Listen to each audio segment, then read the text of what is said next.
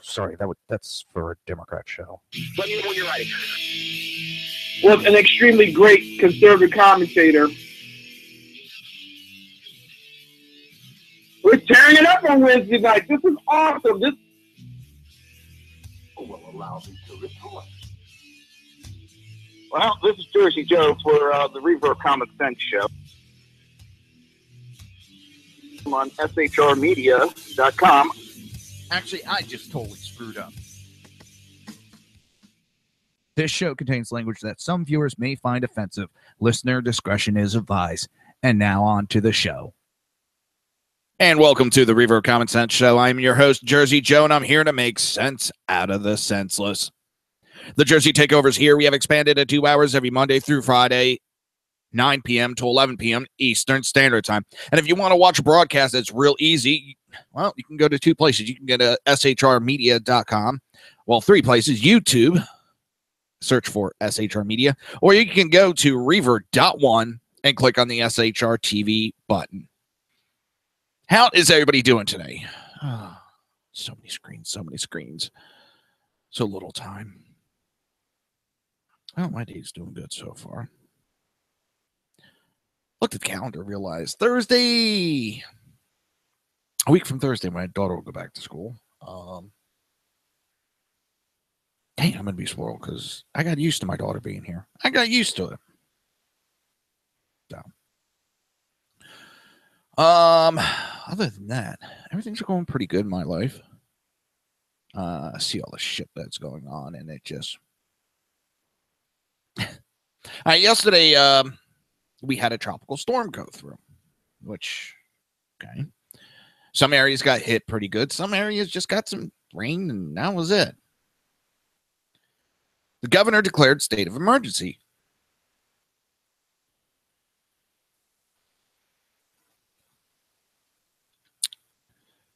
And people are bitching about it. Oh my God, why are you doing that? There's some areas that got hit pretty good. That got damaged. So, they declared a state of emergency. We had a tropical storm go straight from Tampa across the state. Simple. We've had where just major storms have come in. Not even tropical storms, just storms. And we've got declared emergencies in those areas. Now we had a tropical storm go across the state, and he declared what that also does is just gets certain emergency services up and running, anticipating something happening. So if those services are needed,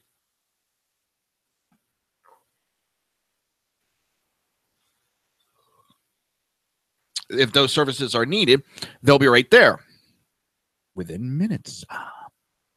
You don't have to wait longer. It's a damned if you do, damned if you don't. If you want a declared state of emergency and something majorly happened, well, why didn't you declare it? I saw it in New Jersey a while ago. They declared a state of emergency. There was something coming. I think they were declaring a said blizzard was going to hit, and they got like a little dusting. And everybody was pissed. But I've been in that state when they didn't declare shit because we weren't getting hit with storms, and then all of a sudden we got hit with a blizzard one time. And everybody's like, why didn't they declare a state of emergency? Why didn't they cancel school earlier? They knew this storm was coming. But when they do it, it's a waste of time.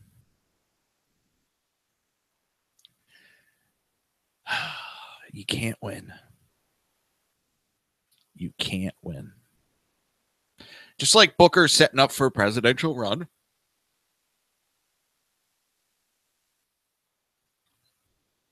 As Tuesday in a Facebook video, Senator Cory Booker introduced the Marijuana Justice Act that would remove marijuana from a Controlled Substance Act, which would make it legal at the federal level. The bill also retroactively expunges the criminal records of people convicted federally of marijuana use and possession. Booker said, when you see these marijuana arrests happening so much in our country, targeting certain communities, poor communities, minority communities, targeting people with illness, targeting dispositionally our veterans, you see the injustice of it all. This is a debate that I'm going to sidestep. But I am going to say the only reason why he's putting it out there, it's the only reason why he's doing it. He's trying to buy votes. That's all. He's trying to buy votes by saying, I'm going to make pot legal for you to go use recreationally. And it's not even the argument, let's make it legal for medical. He's saying, let's make it legal for everyone to smoke it.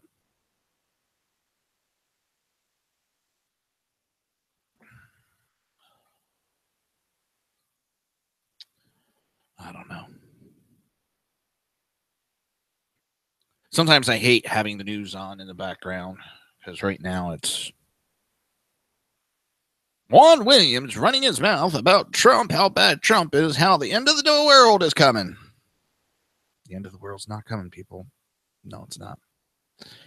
Our economy's doing better. Jobs. Record amount of people back to work.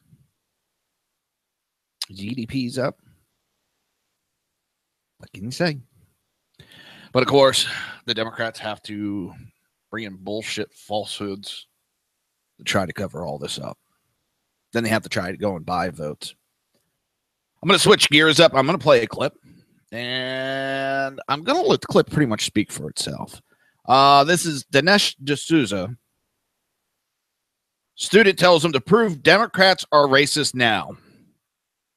Well, I don't know Dinesh D'Souza personally, but from what I've seen of his debates, you don't want to throw that challenge down to him. You don't want to do that. The question, the deeper part of the question is, so prove to me that the Democratic Party is racist now. And as often happens with a tough question, this is kind of when I rise to the occasion. Well,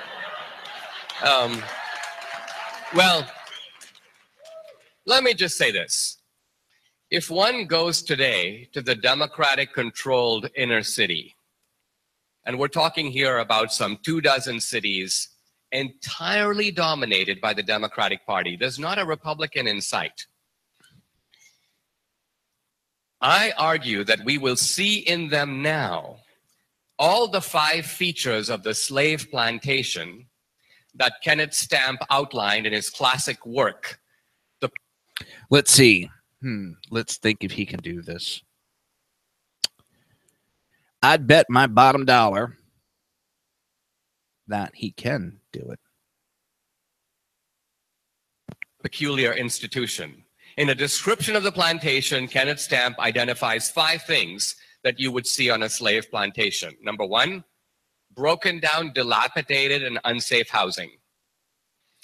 Number 2, broken families. You can see this under slavery. There was a confusion of who's the real father. Mulattoes running around in the plantation, the family structure in decay. Number 3. How come I could see like a, I know this is going to be a really tasteful joke, but like a plantation Jerry Springer trailer show. You know, I don't know why, but I just see that happening. A high degree of violence required to hold the place together. Police power, whippings, overseers, fences, barbed wire. Number 4, everybody gets a basic provision. You need food, you have health care, they call the doctor, but nobody gets ahead. There's no opportunity. Nobody really advances. The Southerners and the Democrats used to call slavery a school of civilization. And Stamp goes, that's not a school from which anyone ever seemed to graduate. And finally, nihilism and despair. A feeling that there's no future, that this is an intergenerational, ongoing, lasting way of life. Now, all those 5 features can be traced directly to inner city Oakland, inner city Baltimore, many places, Chicago. And like I say, this has been going on since the 60s. The United States has spent trillions of dollars to fix these places. The Democrats have been in charge of fixing it. And yet, many of these places are no better off than they were in 1967. Think about that.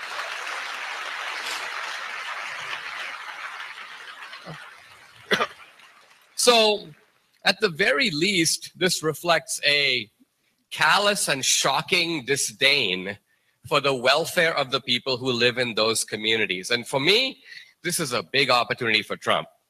If Trump is able to talk straight to people in our inner cities, and I would add in our barrios and on our native reservations, and show them that there's a way to get up and get off the plantation, this would be a mammoth opportunity for the Republican Party. It would be. And then Trump's the person that could go down and talk straight. He is the person that could do it. The Democrats would wholeheartedly throw a hissy fit. I mean, they would freak the fuck out. I mean, we've seen them do it before. Oh my God, look what he said. You know, he hates blacks. He said inner cities are bad living. No shit, Sherlock. Some of these people really make me wonder just exactly where they left their brains. Oh, man. Some of these people just are not that smart. And I'm talking these politicians and mainstream medias when they freak out, when Trump points out that you've been voting Democrat and nothing's gotten better. What do you got to lose? But of course, things will get better. And the Democrats will try to say how that was their ideas. And they're the ones that got that through.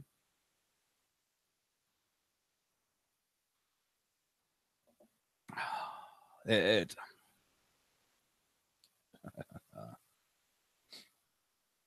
want to remember today, 36 years ago, MTV made its debut. Here,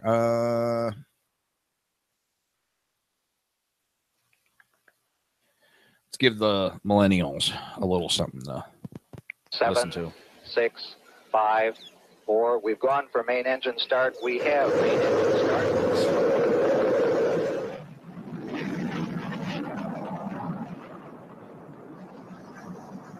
Ladies and gentlemen, rock and roll.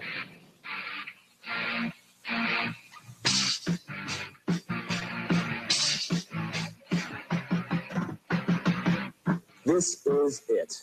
Welcome to MTV Music Television, the world's first 24-hour stereo video music channel. Just moments ago, all of the VJs and the crew here at MTV collectively hit our executive producer, Sue Steinberg, over the head with a bottle of champagne, and behold, a new concept is born. The best of TV combined with the best of radio. Now, starting right now, you'll never look at music the same way again. We'll be right back to introduce the other VJs and the other folks who are going to be with us on MTV. Until they stop playing music I'm videos. Alan Hunter. I will be with you right after Mark. We'll be covering the latest in music news coast to coast here on MTV Music Television. I'm Martha Quinn. The music will continue non-stop on MTV Music Television, the newest component of your stereo system. Well, all right, I'm JJ Jackson. I'll be sitting in with the latest video music performances the way they were meant to be. That's in stereo on MTV Music Television. You'll never look at music the same way again. Hi, I'm Nina Blackwood, and I'll be with you after JJ right here on MTV, the world's first video music channel, all day, all night in stereo. Are those guys the best? We all are so excited about this new concept in TV. We'll be doing for TV what FM did for radio. And let's get into it right now at MTV. 36 years ago. God damn, I feel old. I feel so old right now. It's... Come on. Damn.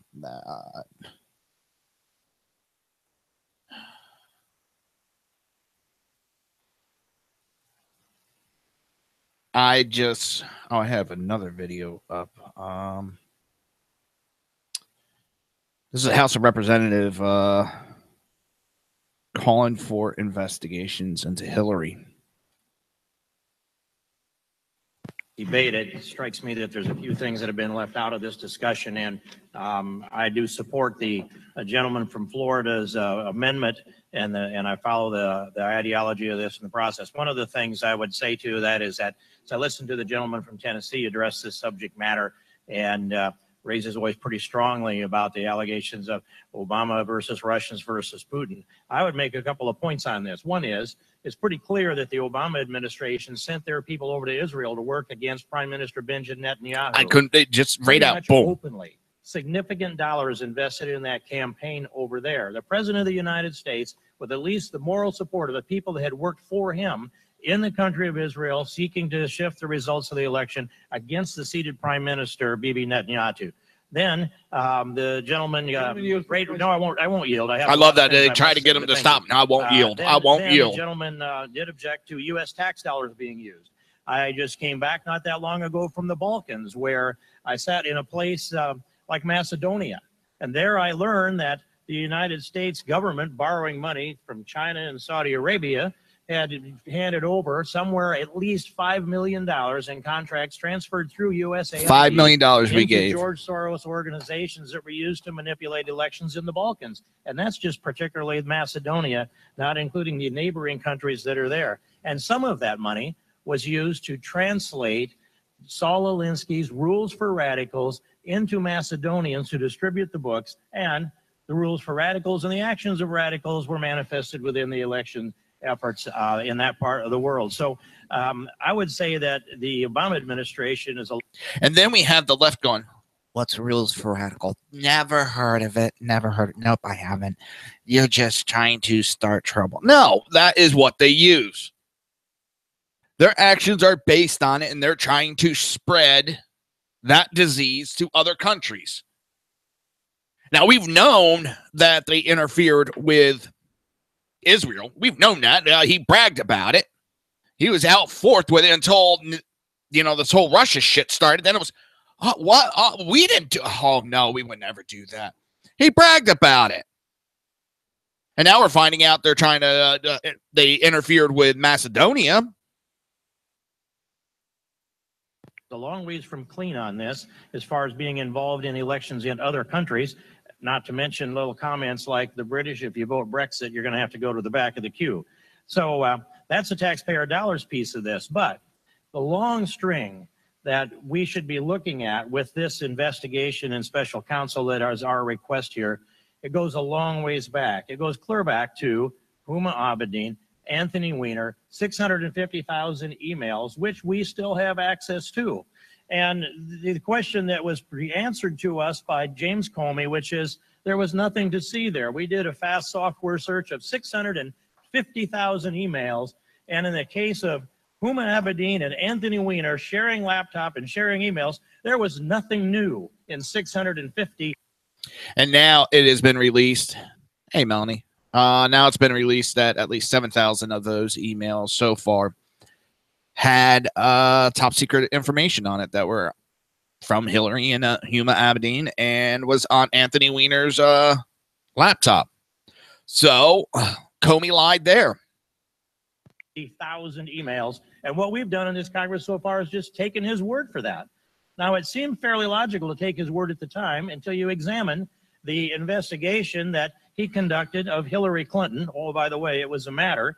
The investigation that had Cheryl Mills, her chief of staff, as her chief counsel in the room with Hillary Clinton. And both of them had a plea bargain of some kind. They were exempted from prosecution for some by limited terms. But in any case, when you have this chief of staff who's the subject of investigation too, they're as counsel to the person who is the subject of the investigation. And we ask under oath, and I ask these questions of Comey, or about Loretta Lynch and Comey under oath, and that is, where's the copy of the transcript? Where's the audio files? Where's the video files? Who was in the room? We don't have the answers to any of that except no. If there were notes taken, we don't know whose they are or where they are. If there was any transcript of the deposition, then that doesn't exist either. Neither do the tapes of either audio or video. This is what looks like on its face is a sham investigation. Plus, they destroyed a tremendous amount of information, at least 30,000 emails, crushed hard drives, bought bleached hired outside contractors to scrub the emails up. And think about it, crushed hard drives. And we got an IT for the Democrat Party who has damaged hard drives in a basement. Multiple hard drives that, as it was described in the article, were hit with hammers. And we're to take James Comey's word for this, that there wasn't laptops enough substance too. there to bring a prosecution, even though on a year ago, July 5th, James Comey delivered 15 minutes of the summary of a prosecution that was completely convincing to me until they got down to the last couple of sentences of that presentation, which is, well, we can't prove intent. Well, curiously, there's no requirement for intent in the two statutes that appear to have been violated. And furthermore, Said that in the I look beginning. back in the records Intent of the previous is October not and the part of previous it. April, Barack Obama stated There's a lot of people that do into not intend to break the law, but they news do. media record, he said Hillary Clinton would never intend to put our national security at risk. Hillary Clinton would never intend to harm America's security. That's October and April, the previous October and April. Well, James Comey latched on to that word intend, and they made up new law and gave Hillary Clinton an exemption for this lack of intent that they said they couldn't prove, which is absolutely proven by the facts that he delivered to us in the summary that day, and that there is evidence for. And I would go on. And not only does this trail lead through Hillary Clinton and James Comey, but the Loretta Lynch component of this as well. When you put this in place and you look at the example of them on the tarmac, it's hard to imagine they sat there for 38 minutes and discussed grandchildren. I think that might even be singular, grandchild at the time. We should check that. But the answers that we got from Loretta Lynch were far less than satisfying. And then that brings me to Alexandra Chalupa, who went off she's a DNC contractor that went off over to Ukraine to try to gather dirt on the Trump people. So bringing this around, Mr. Chairman, I'll conclude it with this, as my time will soon run out, and that is this, that the trail leads, I believe, also to Barack Obama. We need to investigate all of this. Yep, and that's where we need to lead with all the investigations, and we need to open those investigations. And I understand they may start small, and they may start just with Loretta Lynch and Comey, and then start expanding. That's how it starts, and that's how it's done. And I have no problem with that. I have a little patience.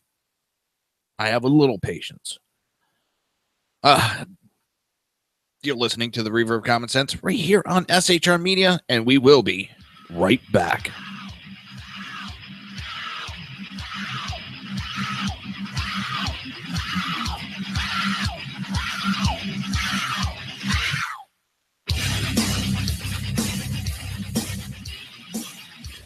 Conservative media done right. You're listening to the SHR Media Network. Breaking news. According to the latest report coming out of SHR Media, a merchandise store to support both the Reaver of Common Sense and SHR Media has just been unleashed to the general public. Be forewarned that this site can be contagious and numerous items can be purchased to support the best news programming. Go to Reaver.one website and click on the store link to check out the merchandise.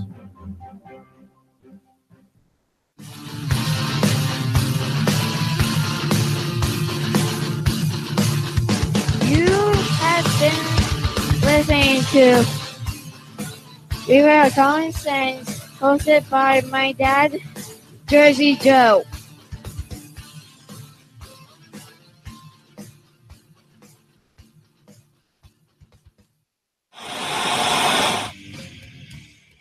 Beware, the Jersey Takeover is here. Every Monday through Friday, 11 a.m. to 1 p.m. Eastern Standard Time. You can catch the Reaver of Common Sense show, hosted by Jersey Joe, right here on shrmedia.com and hyphensdailynews.com. Only Jersey can deliver hell like no one else, so consider this your fair warning.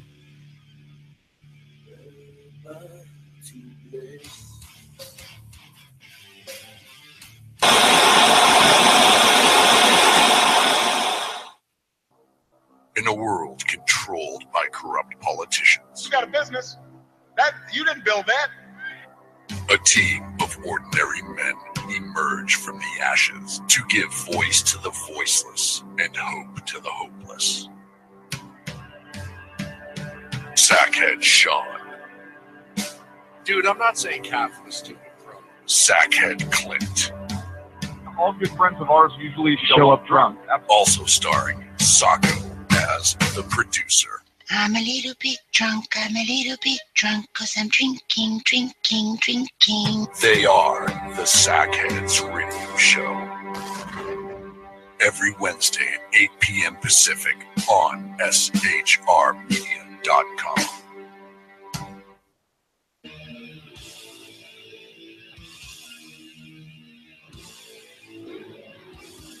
Every Wednesday night, 8 p.m. to 9 p.m. Eastern Standard Time, you can catch the Southside Mutt Show with its hosts, the Jersey Boys, Jersey Joe and Crash, right here on SHR Media and High Plains Pundit Radio, where we will be digging up the dirt.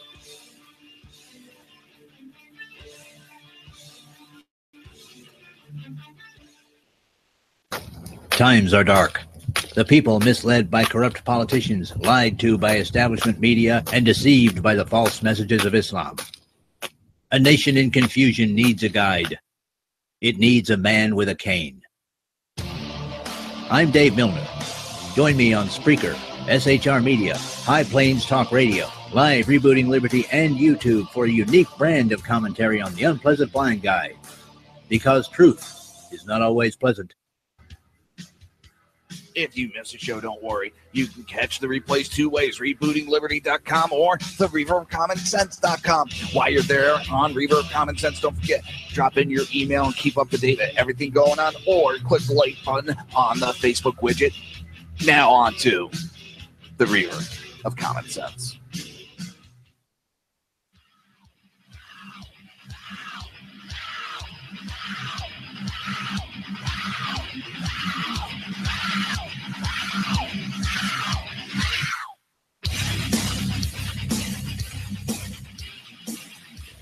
Conservative media done right.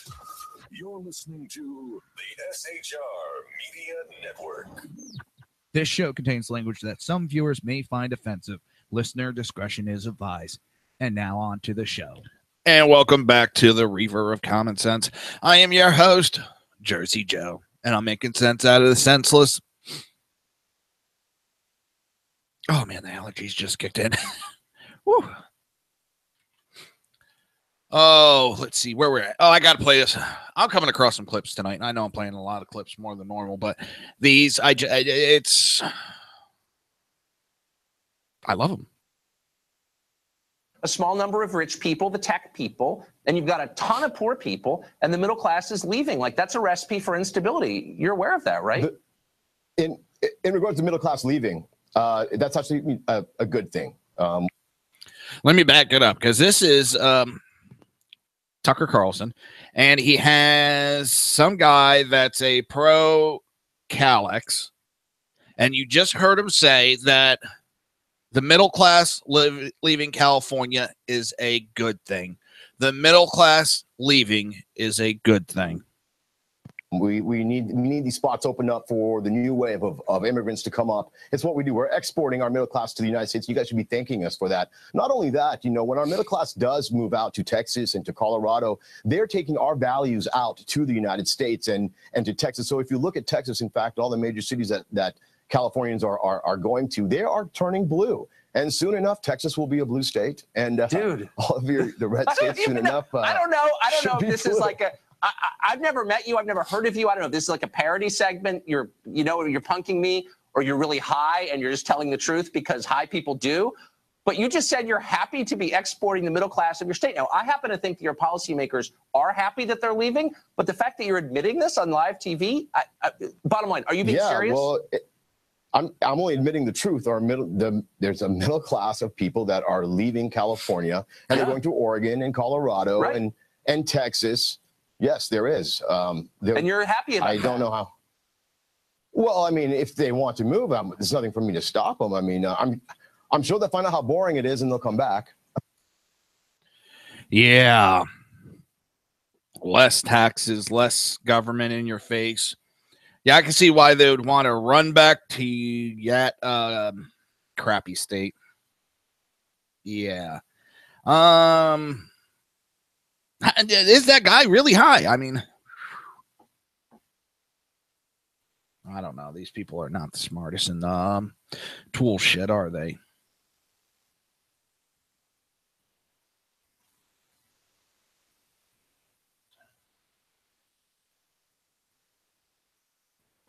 All right. So, grassroots organization, we're going to shake it up a little bit again. Grassroots organization to host American First rallies nationwide in September. Act for America has announced that it will host a nationwide series of American First rallies on Saturday, September 9, 2017. The National Security Grassroots Organizations aims to show support for common sense America First security policies proposed by President Trump, which prioritizes real protection over political correctness and celebrates American exceptionalism. Event organizers say these events will be held in honor of those lost during 9/11, America's worst terrorist attack. Our nation made a vow after 9/11/2001 to never forget. But remembrance, while a necessary debt, is not a sufficient one. We as America must also rise our voice when our nation remains vulnerable to recurring threats. That was Bridget Gabriel, founder of Act for America, in a press release. The policies the rallies will call to support include securing our borders from threats to our safety, defeating ISIS, Al-Qaeda, and affiliates, designating the Muslim Brotherhood as a foreign terrorist organization, ensuring proper and effective vetting of refugees for the protection of all Americans, and respecting law and order, our police, our military, and those who put their lives on the line for us each day.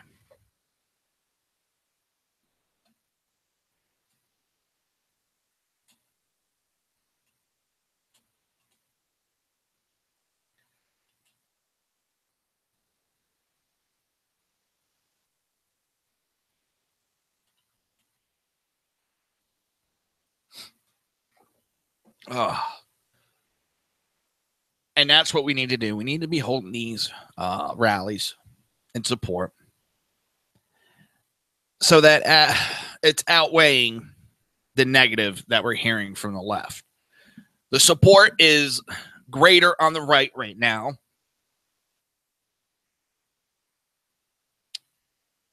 And we need to show it.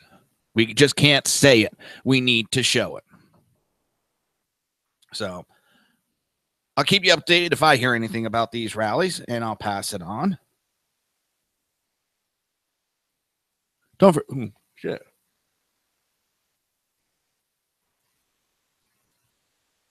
Don't forget, coming up at 11 o'clock, right after the Reaver of Common Sense, we will have BZ's Berserk Bobcat Saloon.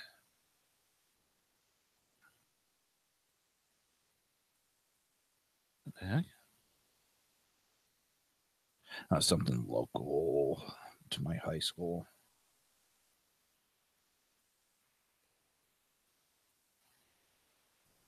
Oh.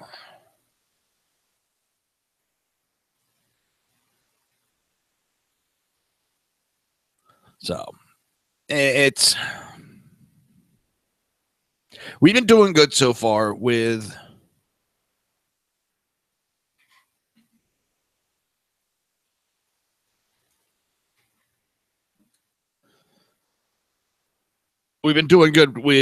countering their negativity with some pro support. It actually makes you feel good because we've got to get out there. We got to counter their fake news. And to put it that way, I hate to put it that way, but we got to counter it. We got to show them the truth. And when we go out there, and normally we're hitting way larger numbers than they are because they don't have the support. Especially if we run multiple rallies on the same day, they can't afford to pay enough people to outnumber all the rallies. So they got to spread their force. And it spreads them thin. So we have climate alarmists now. They are now blaming global warming for creating ghost force. In the latest chapter in an ongoing crusade against man-made global warming, alarmists have blamed climate change for the creation of ghost force along the U.S. Atlantic seacoast. Now, if you're like me,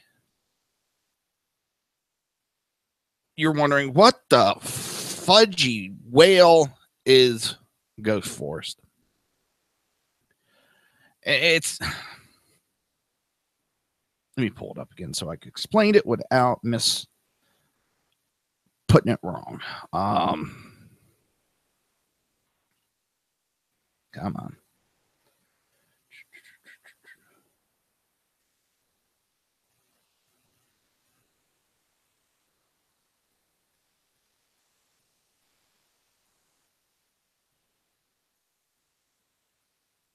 Come on.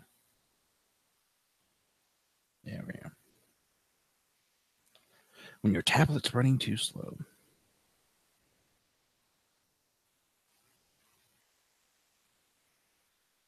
God. Basically, it's where you... All right. Oh, what the heck just happened?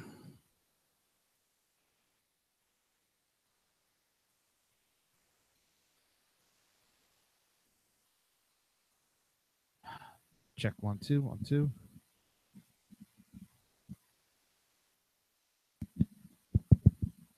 Check 1 2 1 2 1 2 1 2 1 2. Come on, my mic just went totally out on me. There we go. Are we back? Are we back? Are we back?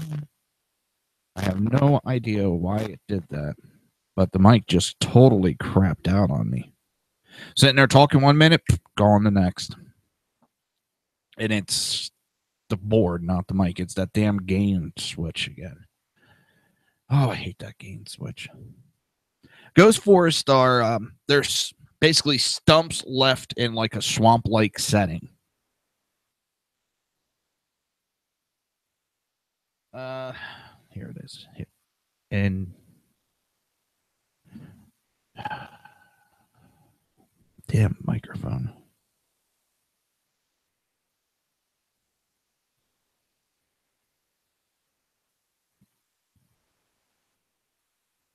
You know, I had it for a second.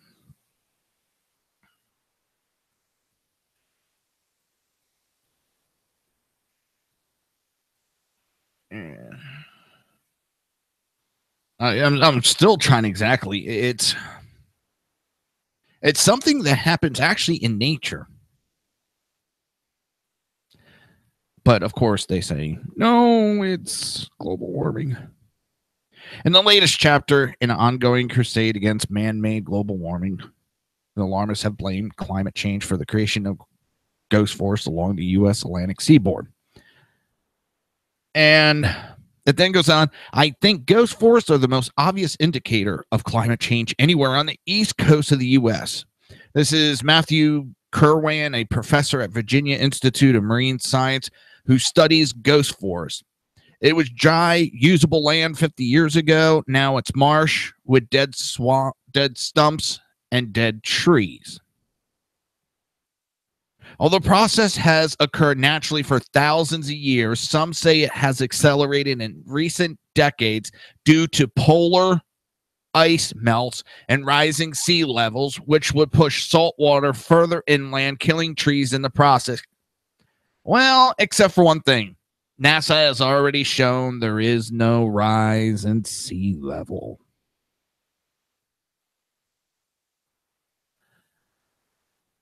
We also have what's called, well, I don't know what it's called, but our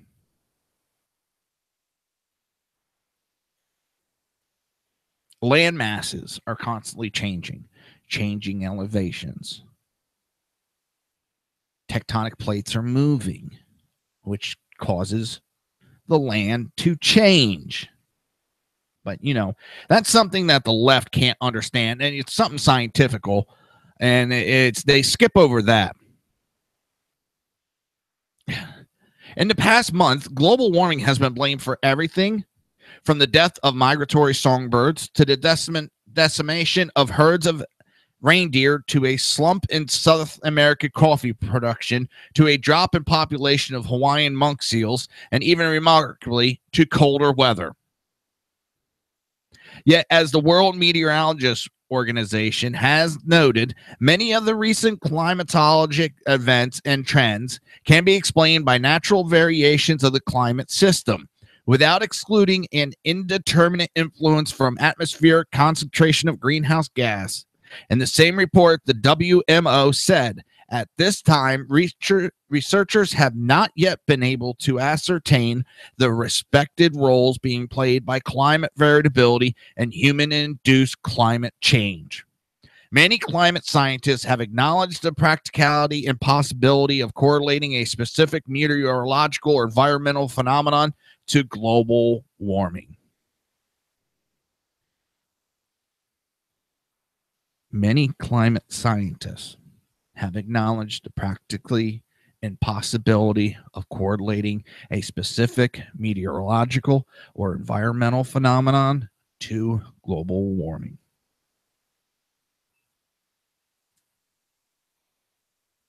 Would you like me to put that plainly?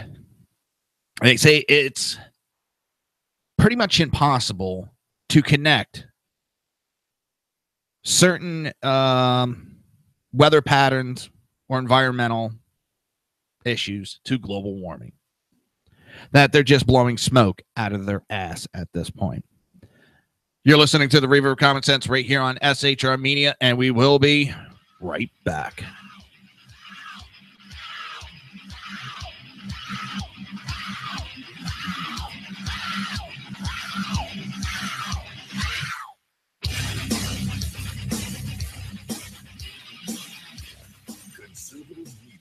Done right.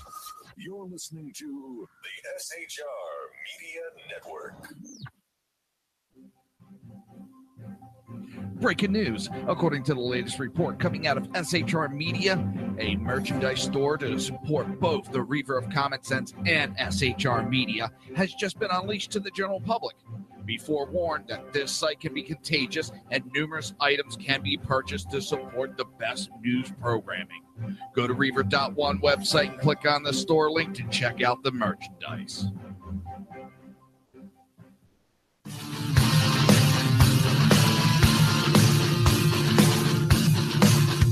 You have been listening to Reaver of Common Sense, hosted by my dad, Jersey Joe.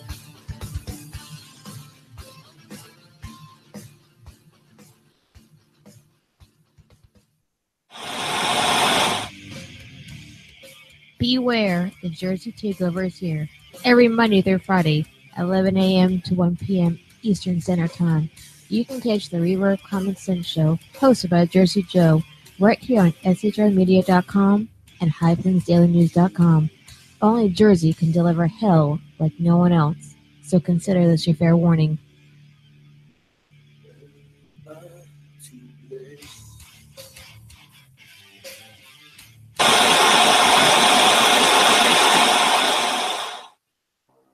In a world controlled by corrupt politicians, You got a business. That you didn't build that.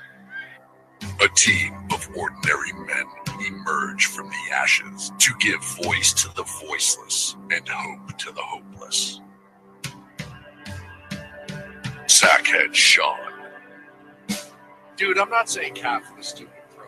Sackhead Clint, All good friends of ours usually show up drunk.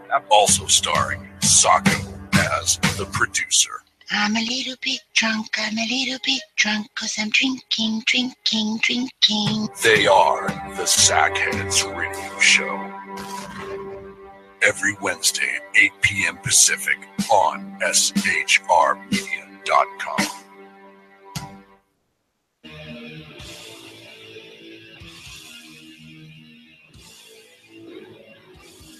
Every Wednesday night, 8 p.m. to 9 p.m. Eastern Standard Time, you can catch the Southside Mutt Show with its hosts, the Jersey Boys, Jersey Joe and Crash, right here on SHR Media and High Plains Pundit Radio, where we will be digging up the dirt.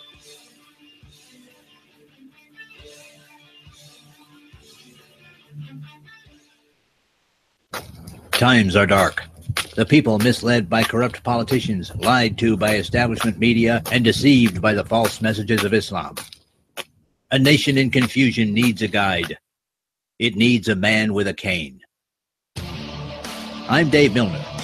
Join me on Spreaker, SHR Media, High Plains Talk Radio, Live Rebooting Liberty, and YouTube for a unique brand of commentary on the unpleasant blind guy.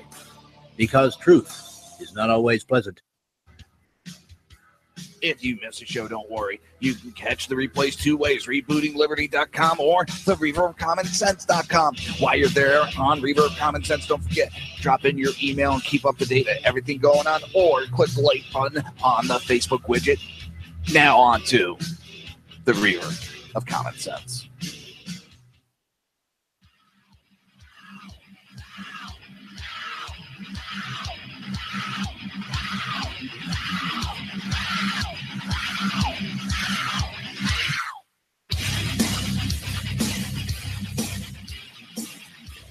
Conservative media done right. You're listening to the SHR Media Network. This show contains language that some viewers may find offensive. Listener discretion is advised. And now on to the show. And welcome back to the Reaver of Common Sense. I'm your host, Jersey Joe. If this microphone doesn't stop pissing me off, though. Oh, man. It's going to drive me to drink tonight. So we basically know, as always,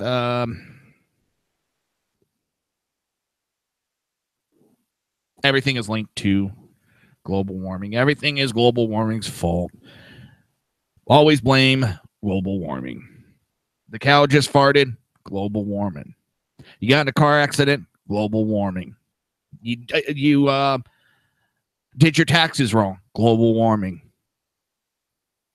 You robbed the bank, global warming.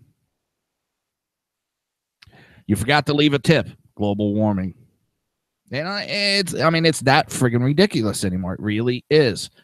And I'm kind of getting tired of every time you turn around, it's global warming, global warming, global warming, global warming. You know, and what's even worse is they're getting caught lying about it. They're getting caught lying about the data. They got caught again. Oh, looking for something. I forget what I'm looking for, but when I see it, I'll know that I was looking for it. I think I wanted a sound clip for an article. I guess I didn't set the article up.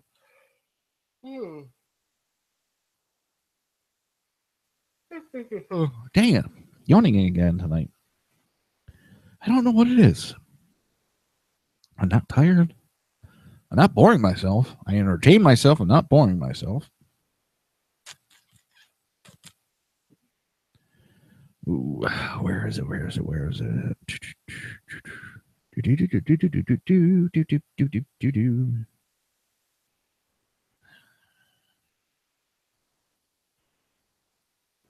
Let's see. But as I was saying, everything is global warming's fault, but then they get caught changing the data.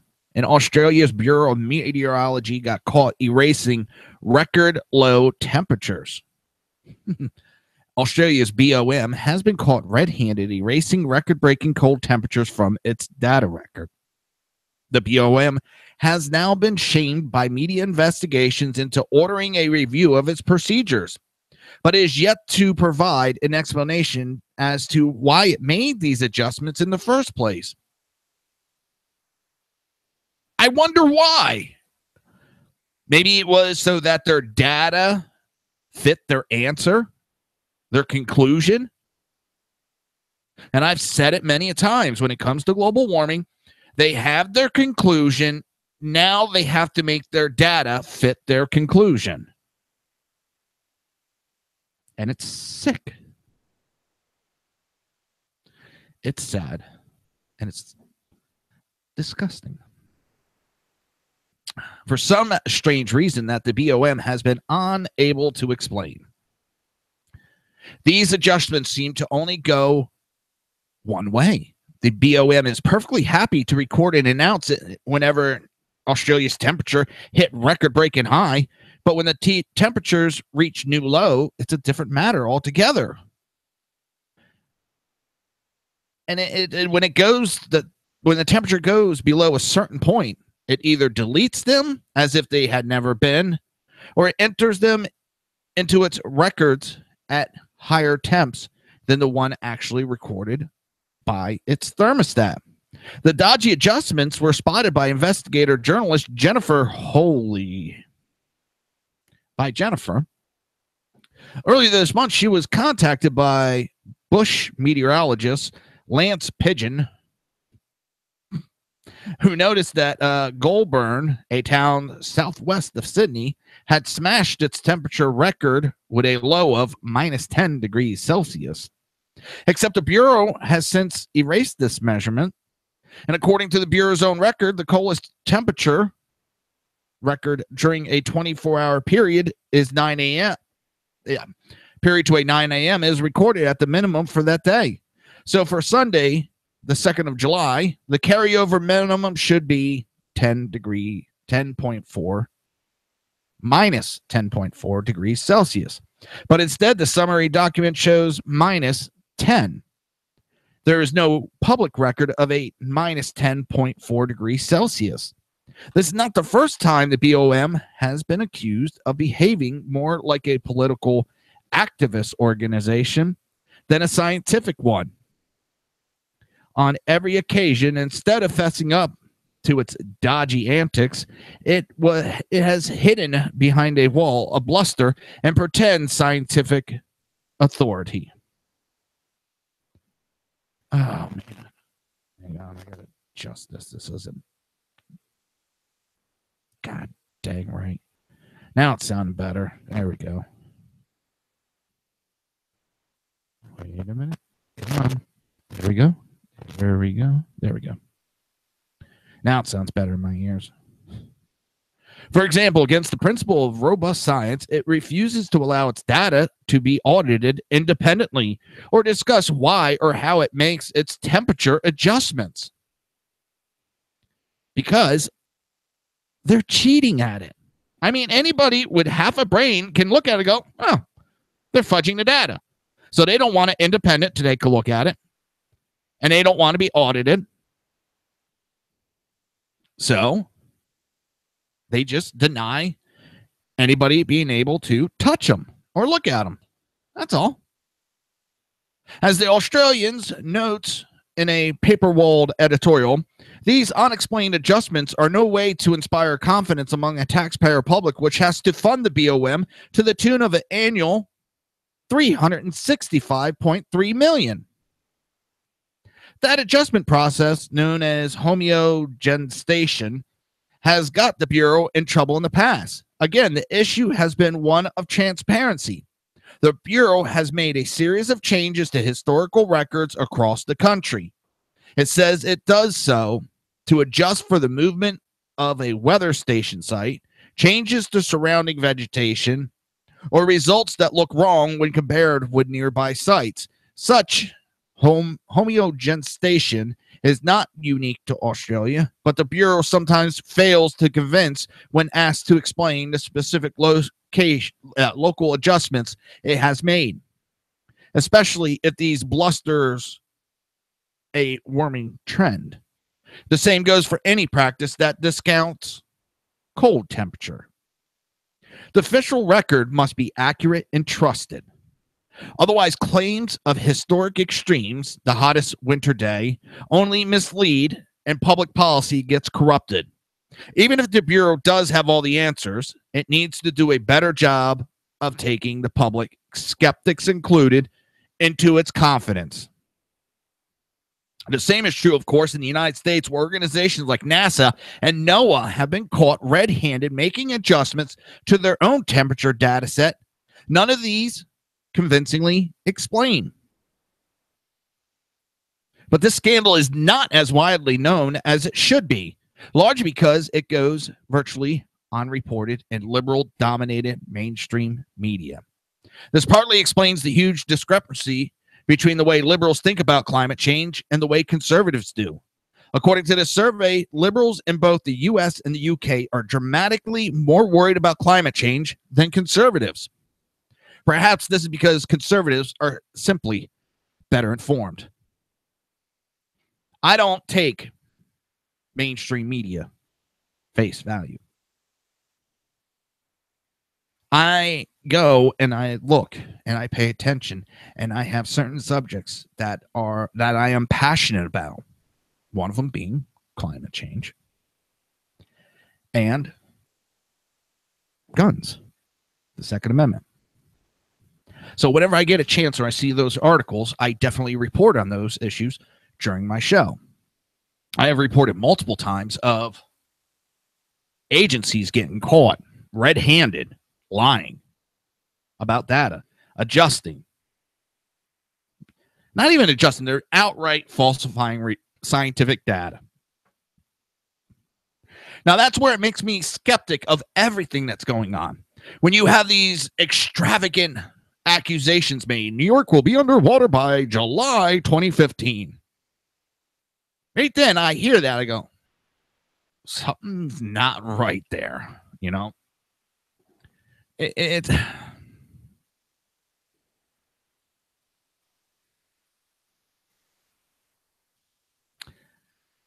I have been for my whole life listening how we're going to die from weather, how we're going to go from ice age in the 70s to aerosol cans are killing us in the 80s and early 90s, and then into global warming, then into climate change, you know, all the different iterations, and how we're all going to die any day now unless we send money to Al Gore or whichever it calls.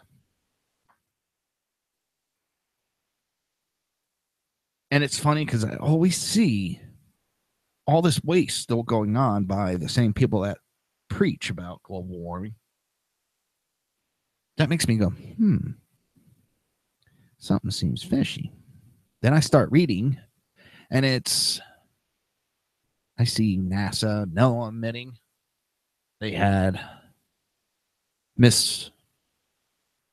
lied about a data. They adjusted the data and they were wrong to do so. They're wrong about it. The person's been handled, but I keep seeing it pop up and pop up and pop up. I see the head of what is it, IPOCC or whatever it is, the main organization for the world for climate change. He goes and steps down. Why did he step down? Because he said that it had become too politicized. Too many politicians, too many world governments put their hands into it and took control of it and started making policies that were government policies, but not what was best for the environment. They started making these extravagant accusations and just totally destroying any credibility. So he stepped away. So, of course, they had to destroy the guy's reputation over that. But he's not the only one. I've seen it time and time again. When you have Al Gore out there pounding the pavement, Al Gore, Mr. I invented the internet, Al Gore, screaming he knows so much about climate change, makes me go, something's not right here. When you have Bill Nye, the science guy, Mr. Degree in Engineering, oh, we just got to wait till this older generation dies off. No, it's always these, and it's rules for articles. They make these extravagant claims to scare you, but they never can back it up. And what do? Now they're making these extravagant claims, but they're putting them 100 years in advance, so we'll never be able to go. See, they were a bunch of bullshit. You know, all the scientific data is being disproven. That's why I don't believe. Not because some website told me not to believe. Not because Fox News told me. No. Because the data is not there to prove it. There's nothing there to prove. As I said, does that mean we go do whatever we want? No. That means we're cautious. That means we worry about what we're doing, but we don't cut our damn leg off. And when they get that attitude that they have to go to extremes of, oh, if you question it, you're against it. Oh, you're one of those deniers and all this other crap. That tells me right there they're full of shit because they got to attack you instead of debating. And that's one of the rules for radicals right there. You're listening to the Reaver of Common Sense right here on SHR Media, and we will be right back.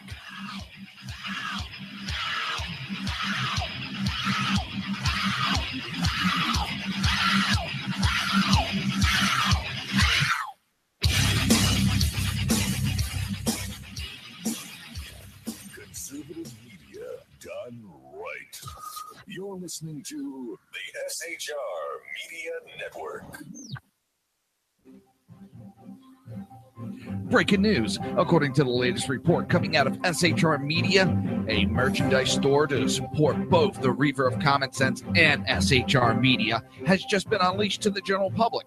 Be forewarned that this site can be contagious and numerous items can be purchased to support the best news programming. Go to Reaver.one website and click on the store link to check out the merchandise.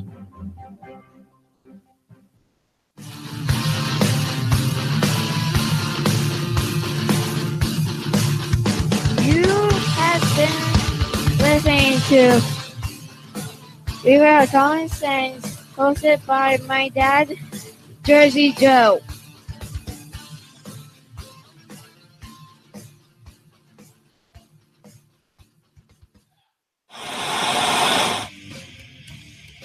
Beware, the Jersey Takeover is here.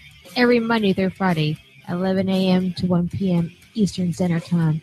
You can catch the Reaver of Common Sense show, hosted by Jersey Joe, right here on shrmedia.com and hyphensdailynews.com. Only Jersey can deliver hell like no one else, so consider this your fair warning.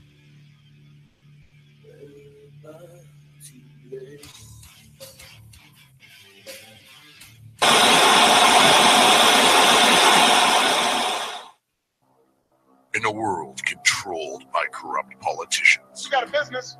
That you didn't build that. a team of ordinary men emerge from the ashes to give voice to the voiceless and hope to the hopeless. Sackhead Sean, Dude, I'm not saying Catholics do it, bro. Sackhead Clint, All good friends of ours usually show up drunk. also starring Sacco as the producer. I'm a little bit drunk, I'm a little bit drunk, 'cause I'm drinking. They are the Sackheads Radio Show. Every Wednesday at 8 p.m. Pacific on shrmedia.com.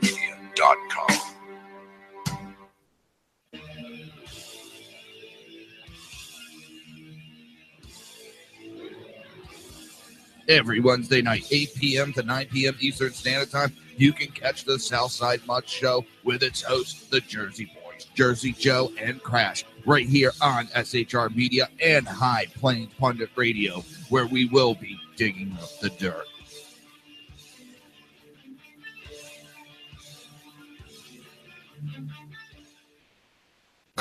Times are dark.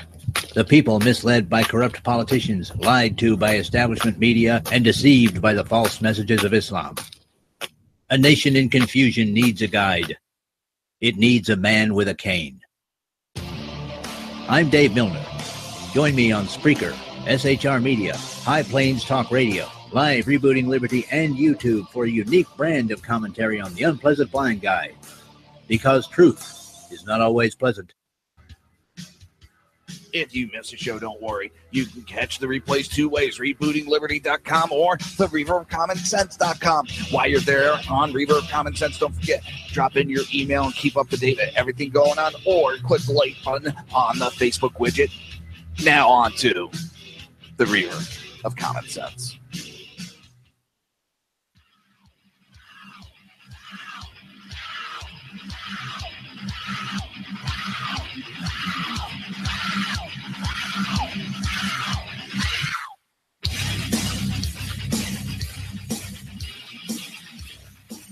Conservative media done right. You're listening to the SHR Media Network. This show contains language that some viewers may find offensive. Listener discretion is advised. And now on to the show. And welcome back to the Reaver of Common Sense. I am your host, Jersey Joe, and I'm trying to make sense out of the senseless. I just saw the stupidest thing on Facebook. Well, that's pretty sharp, but it's right up there. So this gangbanger, I guess he wants to put it in a video.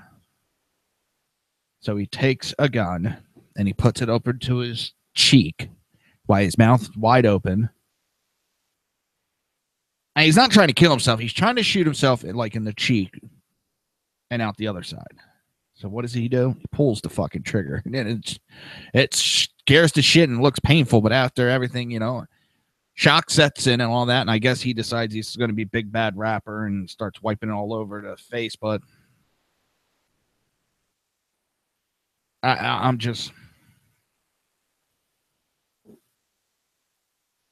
I'm still dumbfounded. He thinks he swallowed the bullet, but if you watch, because I watched it a couple times because I was wondering why it didn't go out the other side. The angle it goes out the other, just misses his other cheek.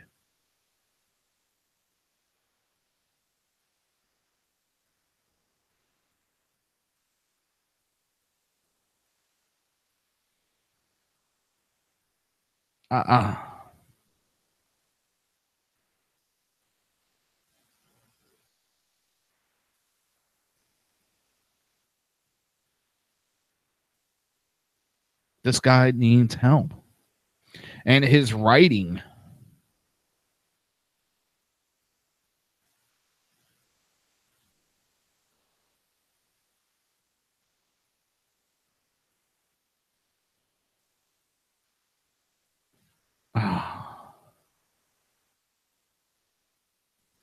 This guy's nuts. Now he's wondering how an armor-piercing bullet would look going through his arm. This guy's nuts. Hopefully, that's a person who doesn't need a gun. That's a guy that shows that he's irresponsible with a gun. Oh my God. Democrats' own polls show white working class voters prefer Republican policy by wide margin. The House Majority PAC, a super PAC associated with House Minority Leader Representative Nancy Pelosi, Democrat from California, whose goal is to regain a Democrat majority in the House of Representatives in the 2018 midterm elections, even though she was recently quoted as saying that it's not a big deal if they don't get it or they don't care.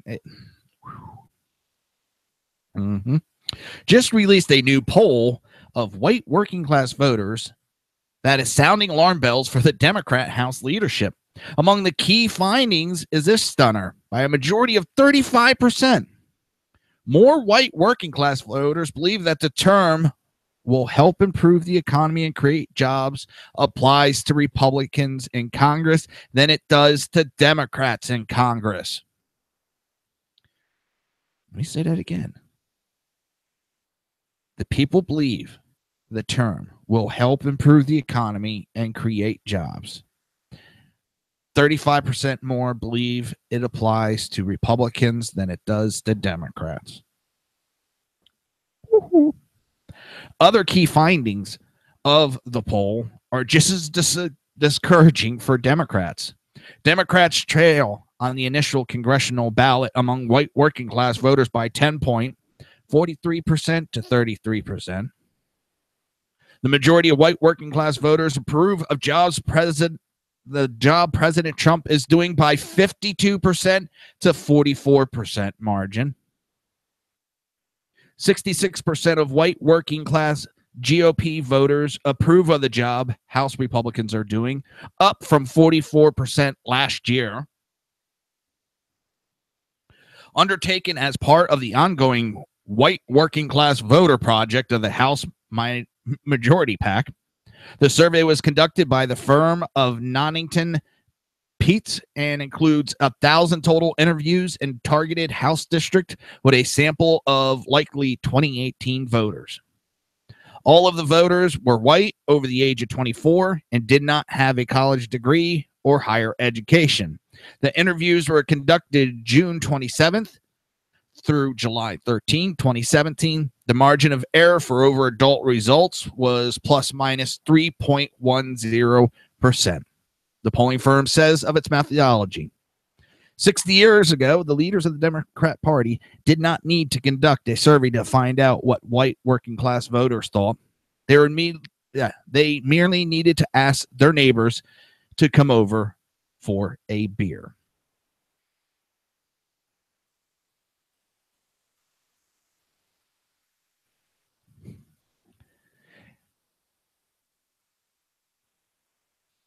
"60 years ago,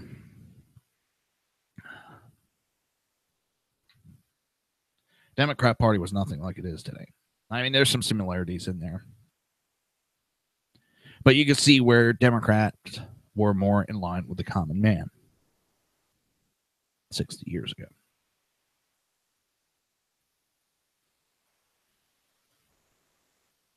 Now, these Democrats are some of the richest in Congress. Fact 1 and 2, yes, are Republicans. The top 8, the rest are 3 through 8, are all Democrats. They are not working class anymore. They are not the people anymore.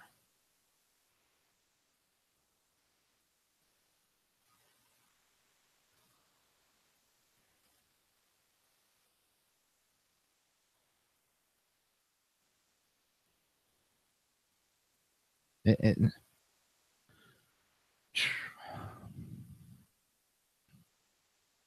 it is bad that anybody with brain can see what people are thinking right now. You don't need a poll. Look at the last couple of elections, you dumbasses. Tell you what, you want to pay me a couple $1 million to tell you what your problem is? I'll be more than glad to take it, and I can probably tell you with real close accuracy what your problem is, and I'll do it without cussing you out.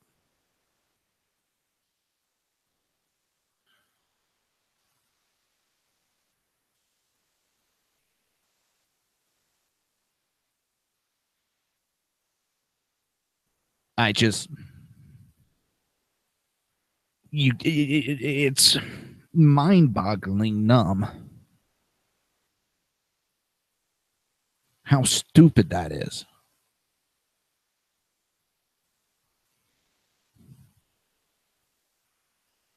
Today, however, the Democrat Party is so disconnected from white working class voters, they have to spend hundreds of thousands of dollars to study them. The results of the survey conducted confirm what is obvious to anyone who's walked around a white working class neighborhood recently.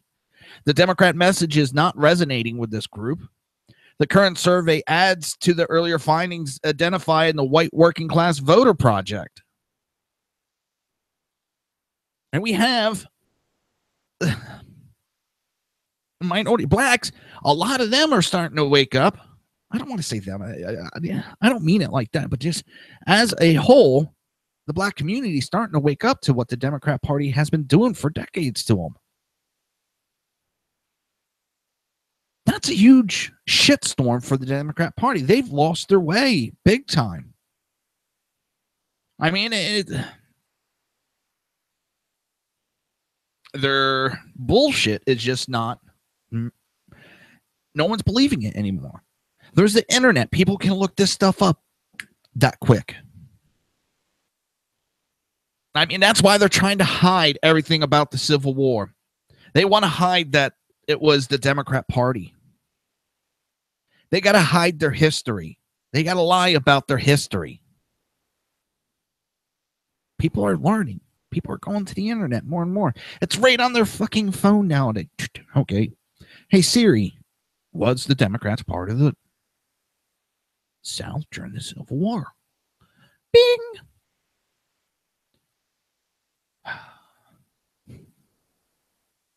I mean, that's why they're removing all this shit and hiding it.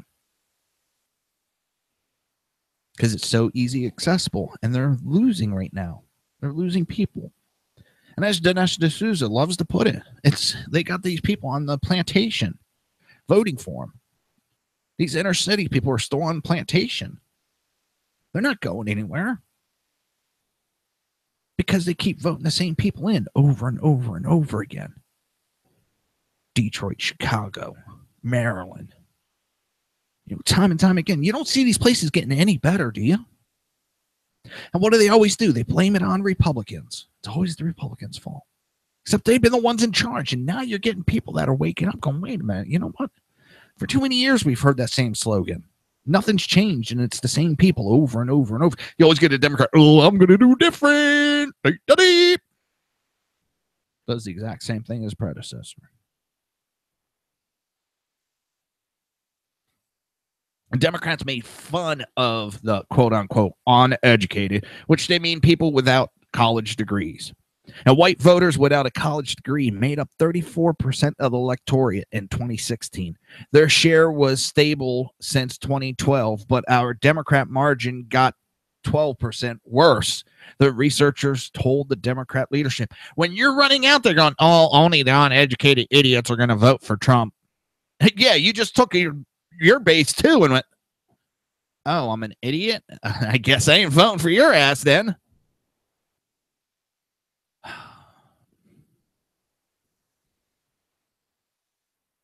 In an April 2016 poll with these voters, nearly 3/4, 72%, said they preferred a factory job over an office job. A large majority, 69%, said it was very important that their next member of Congress will do more to ensure that people are rewarded for hard work. A majority, 57%, said a college degree would result in more debt and little likelihood of landing a good paying job, while 43% said college degree was a necessary step to get ahead. 83% said a college degree was no longer any guarantee of success in America, while 17% said people who have a college degree are able to get ahead. Here's a problem. If everybody has a college degree ain't worth shit. Because everybody has them. There's nothing special about them. You lost your advantage.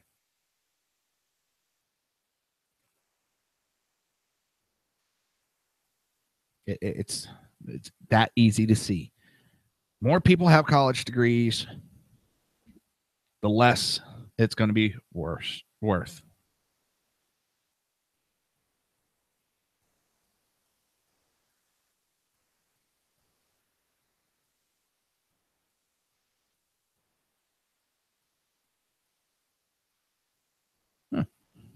That sucks.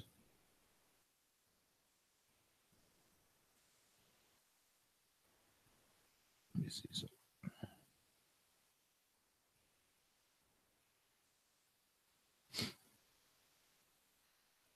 A friend of mine's a bartender up north, and she was sharing a photo of someone pretty much stiffed.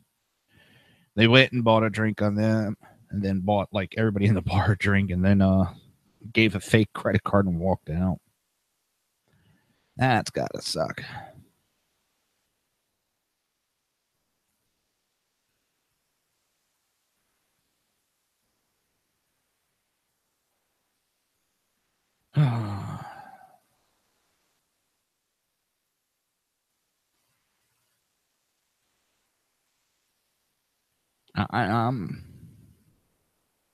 I'm at a loss when it comes to the Democrats, really. I mean,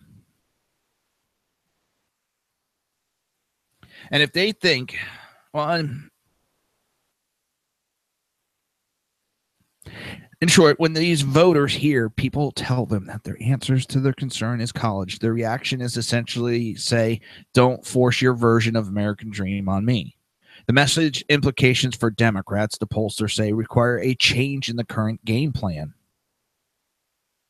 We suffer from the lack of identifiable positive agenda. Without it, voters will turn to Trump for progress. With it, we can make significant gains, the pollsters concluded. Our economical deficit is devastating, the pollsters say of the Democrat Party's economic agendas. Voters don't see special interests as the problem we need to fix. Success means better jobs that pay well, not a new campaign finance system. Let's not confuse the ends and the means, the pollster advised Democrat leaders. The bad news for Democrats is not merely in the poll results. Donors seem increasingly less interested in helping those House majority PACs put the Democrat Party back in the majority in the House of Representatives. The trend in cash on hand in the House majority PAC illustrates that point. At a similar time in the 2014 election cycle, June 30th, 2013, House majority PAC had $2,251,000 cash on hand, according to the FEC reports. 2 years later, at the same time during the 2016 election cycle, June 30th, 2015, the House majority PAC had $1,818,230 cash on hand, according to Federal Election Commission reports. In the 2018 election cycle, as of July 10, 2017, the House majority PAC had only $1,361,805 million cash on hand, up less than $900,000 from the beginning of the year, when it had $399,314 on hand, according to Federal Election Commission reports. The House majority PAC has had little success in winning House seats in 2017. In May, for instance, it released a poll showing Democrat John Orzoff leading Republican Karen Handel in the special election in Georgia's 6th congressional district. 1 month later, Handel beat Ossoff by 3 points. Republicans enjoy a 240 to 194 majority with one vacancy over the Democrats in the House of Representatives in the current session of Congress. To take back the majority, Democrats will need a net gain of 24 seats in November 2018 midterm election to reach the magic number of 218. With a message that is not reaching white working class voters, an apparent inability to refine that message, and lackluster fundraising, the House Democrat leadership has yet to hit upon a winning formula for 2018. Now, what it also comes down to, it's going to take longer for them to get a message out there. It's going to take longer than just a year. Ooh. Former Obama aide Ben Rhodes, now a person of interest in the unmasking scandal. They're going to start dropping like flies, and pretty soon one of them's going to start talking. You're listening to the Reaver of Common Sense right here on SHR Media, and we will be right back.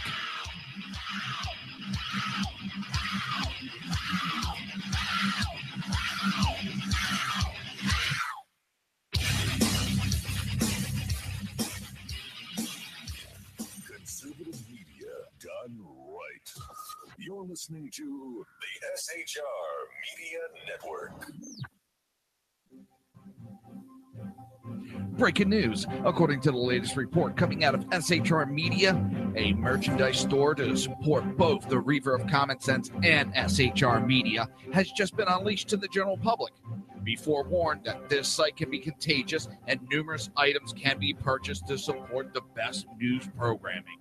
Go to Reaver.one website and click on the store link to check out the merchandise.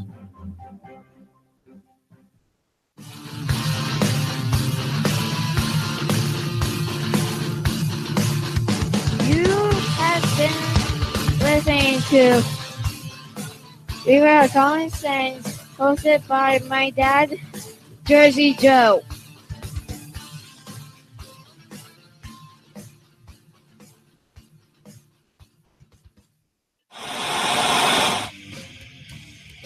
Beware, the Jersey Takeover is here. Every Monday through Friday, 11 a.m. to 1 p.m. Eastern Standard Time. You can catch the Reaver of Common Sense show, hosted by Jersey Joe, right here on shrmedia.com and hyphensdailynews.com. Only Jersey can deliver hell like no one else, so consider this your fair warning.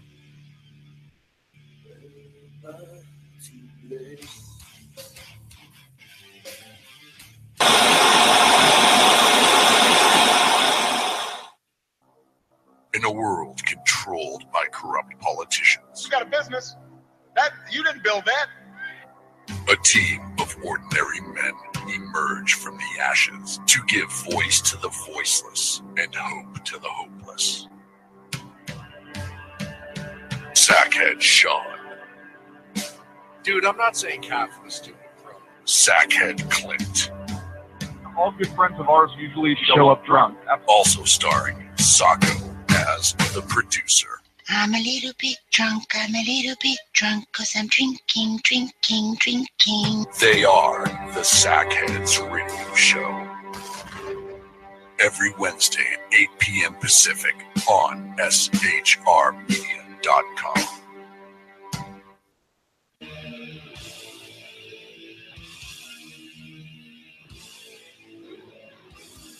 Every Wednesday night, 8 p.m. to 9 p.m. Eastern Standard Time, you can catch the Southside Mutt Show with its hosts, the Jersey Boys, Jersey Joe and Crash, right here on SHR Media and High Plains Pundit Radio, where we will be digging up the dirt.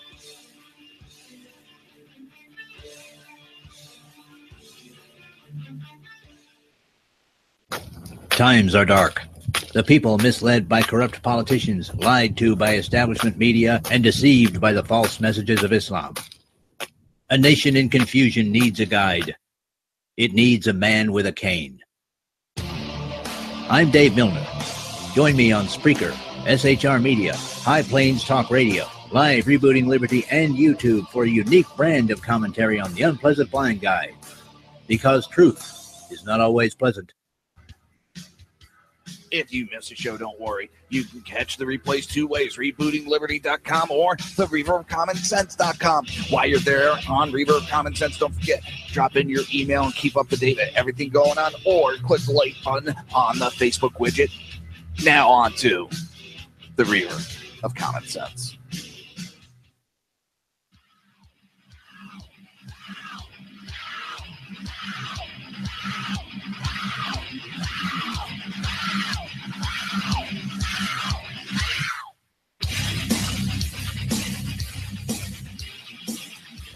Conservative media done right. You're listening to the SHR Media Network. This show contains language that some viewers may find offensive. Listener discretion is advised. And now on to the show. And welcome back to the Reaver of Common Sense. I am your host, Jersey Joe, and I'm here to make sense out of the senseless. Except when it comes to Democrats, nobody can make sense of the Democrats. Nobody, as much as we try. Oh, boy. I'm sitting here, sitting back, and it's kind of hitting me.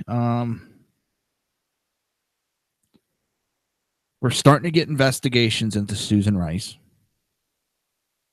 into Loretta Lynch, into James Comey, Ben Rhodes. Hillary isn't that far off. Debbie Wasserman Schultz. Her IT guy. And it ends up he was an IT guy to a lot of the Democrats and had access to a lot of scary information. I'm just waiting here. All of a sudden, Democrat so-and-so has skipped the United States. Oh, wait a minute. So is this one. So is this one. So is this one. But with this many people being brought in and investigated, the investigations are going to expand. They're going to start hitting the lower staff members that aren't going to have the protection they used to have. And someone's going to start talking. Someone is going to start talking somewhere to avoid. Because they're not going to be getting the deals that Comey gave out and Loretta Lynch gave out during that joke of an investigation of Hillary Clinton the first time. And I'll say it again. I never heard of anybody getting any deals unless there was an indictment coming down. People just didn't get those deals. You don't hand them out unless an indictment is coming. Because that means they don't have enough information that's worth it. And they're just trying to get out of ever being prosecuted further down the road. But it looks like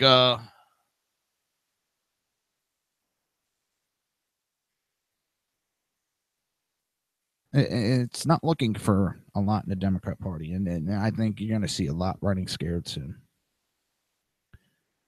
As I was talking to Awan brothers, I want to run. Imran Awan and his brother Abid. Oh, God. Oh, I just want to make so many jokes right off the bat. Abid and Iwan. Abid Iwan and Imran Iwan worked for several dozen Democrat U.S. representatives, including several from California. According to a recent investigation report citing congressional staff data, and this comes from CBS Los Angeles, reported on Thursday, Imran Iwan was fired Tuesday by Florida Representative Debbie Wasserman Schultz, the same day he pled guilty to a bank, not guilty to a bank fraud charge in connection with a $165,000 home equity loan, authorities say.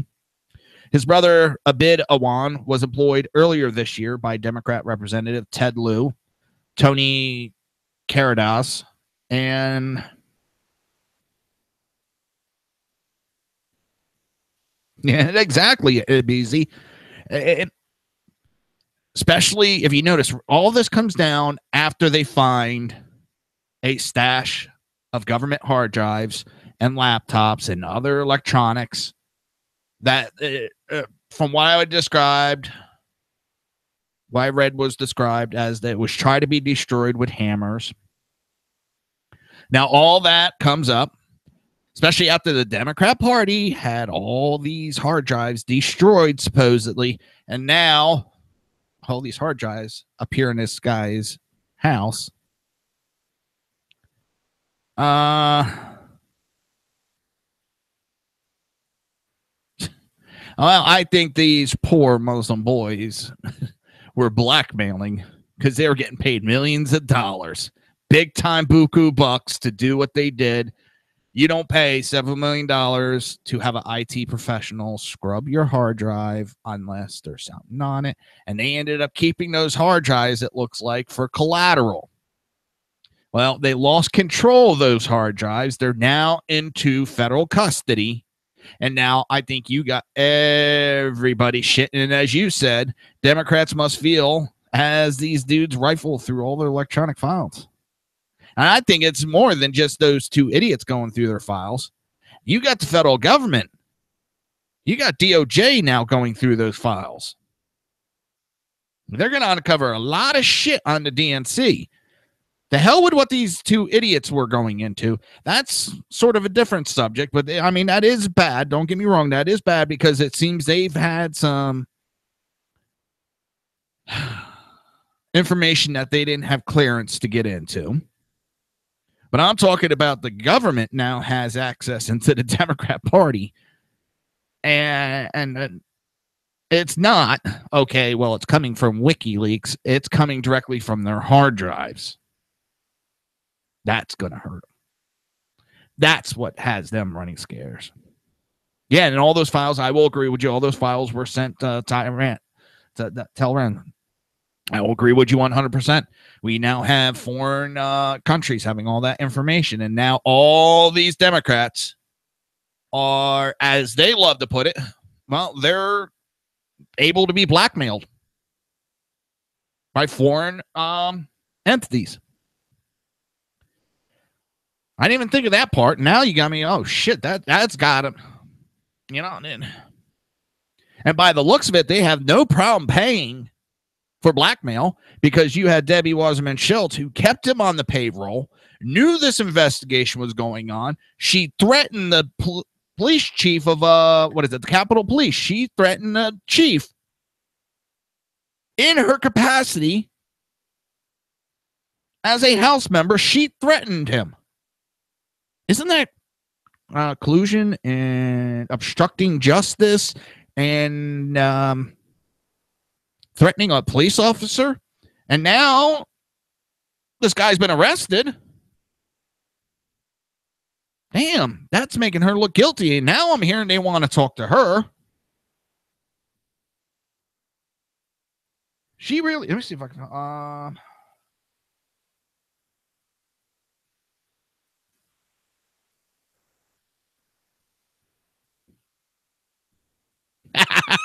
knock, knock, who's there? Photo of you and the deal. Want the donkey.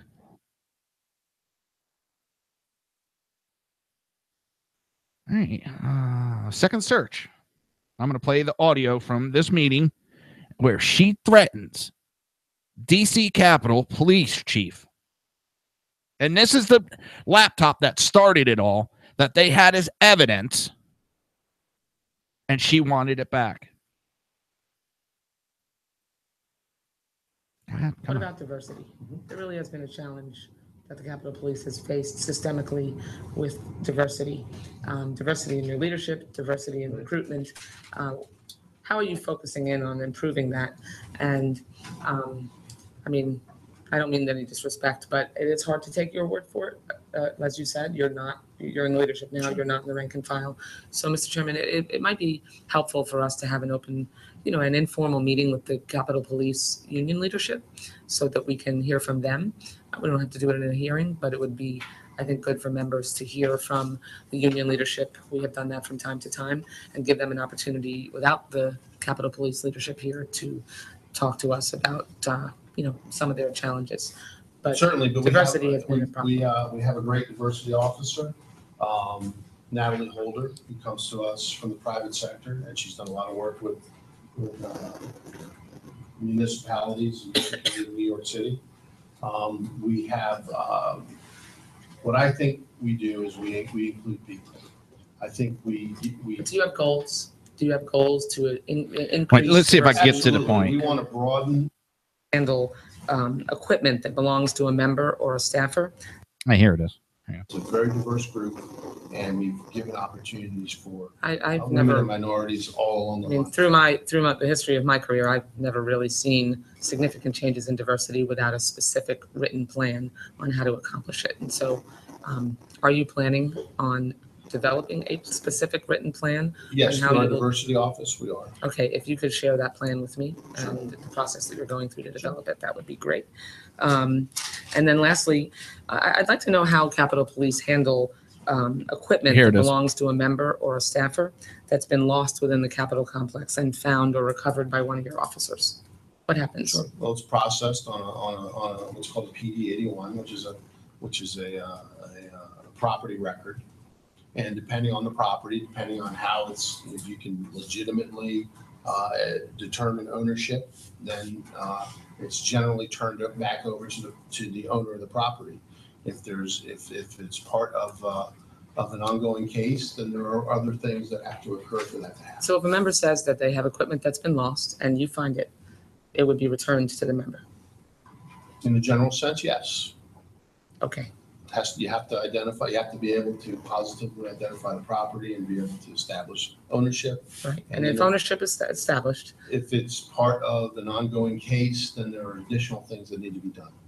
but if the member owns the equipment and there is no ongoing case related to that member, then the equipment is supposed to be returned. Right. In a general sense, yes. No, I mean in a specific sense. If the member loses the equipment, says they lose the equipment, Yes, ma'am. and it is found by the Capitol Police, it is supposed to be returned.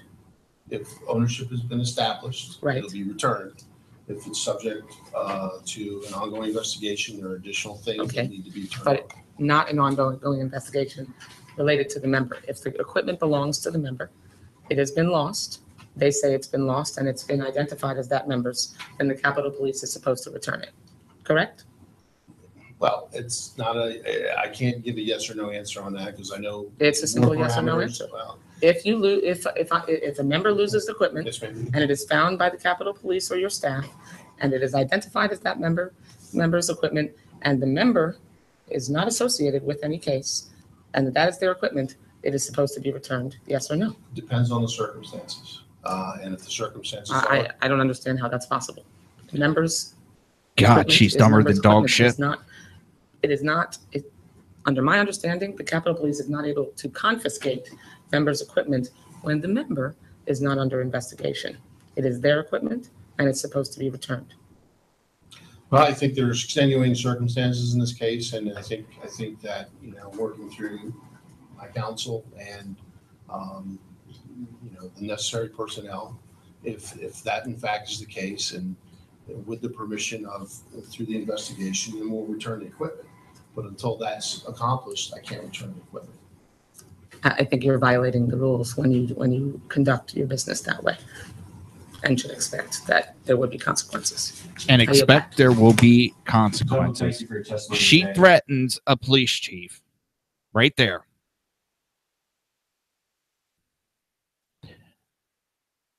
I know there's talks that they say she needs to come in and start answering questions. It needs to go past that into a full investigation. She continued to pay this guy, continue to employ him, knowing there was issues beyond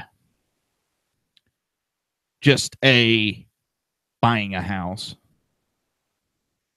And then to threaten, she thought she was all powerful. And this was published on May 24th, 2017. She thought she was all powerful. And she could sit there and there will be consequences because everybody, well, the Democrats thought they were, well, untouchable.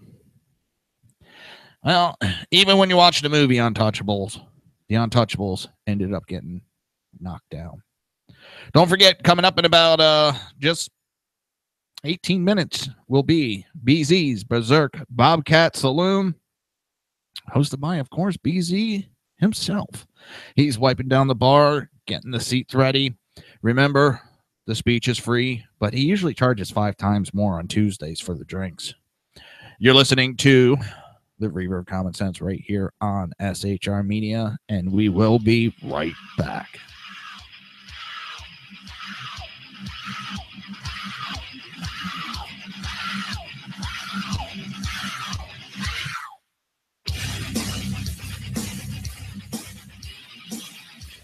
Conservative media done right. You're listening to the SHR Media Network. Breaking news. According to the latest report coming out of SHR Media, a merchandise store to support both the Reaver of Common Sense and SHR Media has just been unleashed to the general public. Be forewarned that this site can be contagious and numerous items can be purchased to support the best news programming.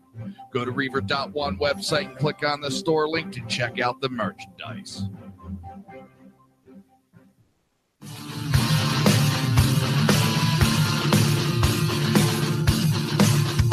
You have been listening to Reaver of Common Sense, hosted by my dad, Jersey Joe.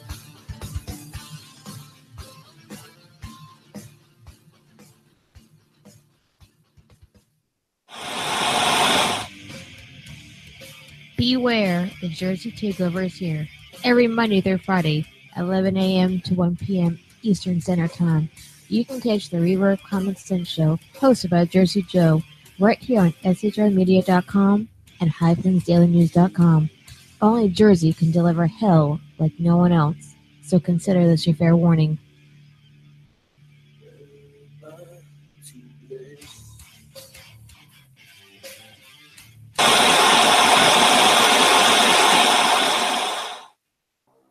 In a world controlled by corrupt politicians, You got a business.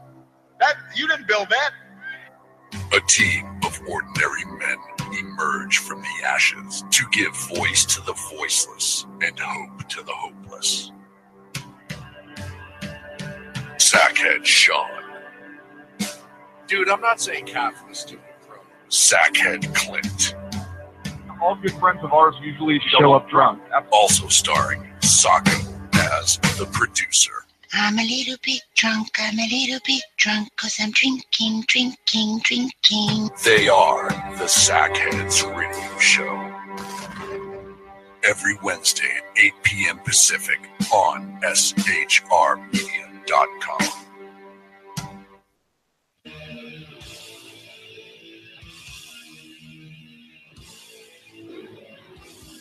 Every Wednesday night, 8 p.m. to 9 p.m. Eastern Standard Time, you can catch the Southside Mud Show with its hosts, the Jersey Boys, Jersey Joe and Crash, right here on SHR Media and High Plains Pundit Radio, where we will be digging up the dirt.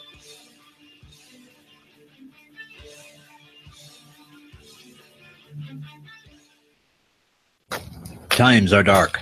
The people misled by corrupt politicians, lied to by establishment media, and deceived by the false messages of Islam. A nation in confusion needs a guide. It needs a man with a cane. I'm Dave Milner. Join me on Spreaker, SHR Media, High Plains Talk Radio, Live Rebooting Liberty, and YouTube for a unique brand of commentary on the unpleasant blind guy. Because truth is not always pleasant. If you miss a show, don't worry. You can catch the replays two ways, rebootingliberty.com or the Reaver of Common Sense.com. While you're there on Reaver of Common Sense, don't forget, drop in your email and keep up to date with everything going on, or click the like button on the Facebook widget. Now on to the Reaver of Common Sense.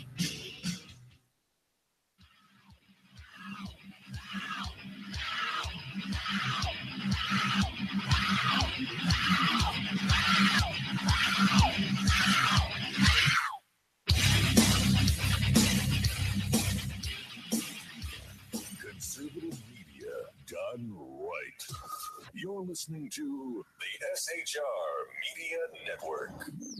This show contains language that some viewers may find offensive. Listener discretion is advised. And now on to the show. And welcome back to the Reaver of Common Sense. I am your host, Jersey Joe, and I'm trying to make sense out of the senseless. Yada-da-da-da-da-da.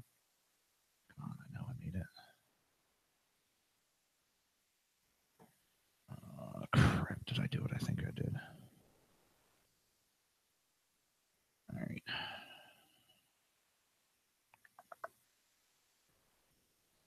Oh, it's just one of those days when everybody sucks. All right, where are we at? Let me just see something. I want to see if I threw one article in here. I know I keep saying that. I was just talking with VVZ in the chat room. I really got to redo my promos during the break. I really do. I had an article up. I'll try to get back to it. Debbie Wasserman Schultz is coming under mounting pressure to explain why she kept an IT aide on a payroll for months after a criminal investigation was revealed, facing calls from Republican to testify, as well as a newly filed ethics complaint.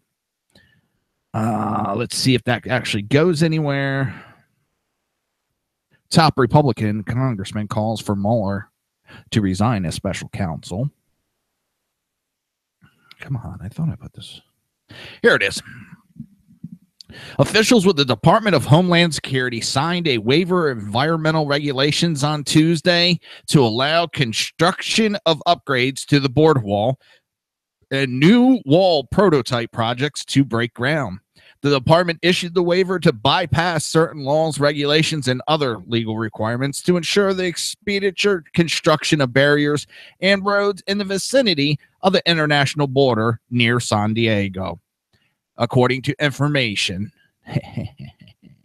DHS states the agency has the authority to waive these requirements under laws passed by Congress to enable securing the border with Mexico. That authority stems from Section 102 of the Illegal Immigration Reform and Immigration Responsibility Act of 1996, signed by then-President Bill Clinton. Congress updated the law 5 times under George W. Bush's administration.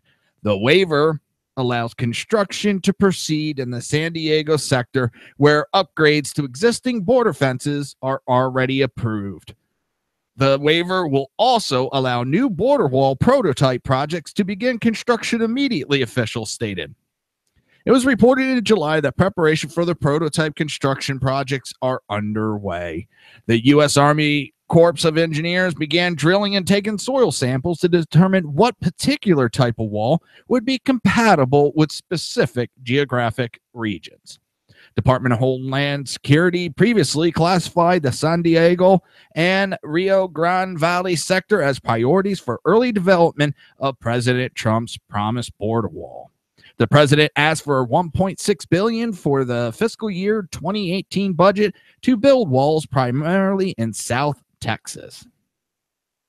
DHS reported the San Diego sector is one of the most active areas for both human and drug smuggling. In fiscal year 2016 alone, the United States Border Patrol apprehended more than 31,000 illegal aliens and seized 9,167 pounds of marijuana. Oh, and 1,317 pounds of cocaine in San Diego sector. Whew. Can you imagine that white line being made for that amount of pounds? Woo! And approving the waiver, officials cited the law in Section 102 of IIRIRA provides that the Secretary of Homeland Security shall take such actions as may be necessary to install additional physical barriers, roads in the vicinity of the United States border to deter illegal crossings in areas of high illegal entry into the United States. In Section 102B of IIRIRA, Congress has called for the installation of additional fencing, barriers, roads, lighting, camera, and sensors on the southwest border. Finally, in Section 102C,